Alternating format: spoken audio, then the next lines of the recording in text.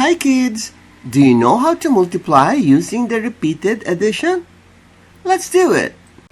In these 10 boxes, the addends will stay. Ano ba ang mga addends? Ito yung mga numbers na i-add natin. Manito.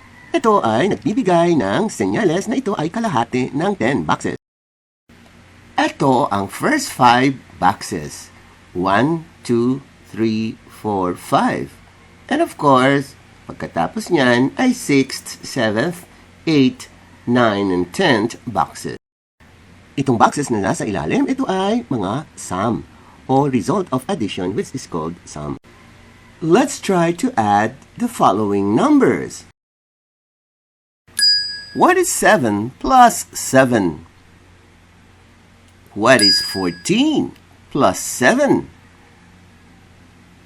What is 21 plus 7? What is 28 plus 7? What is 35 plus 7? What is 42 plus 7? What is 49 plus 7?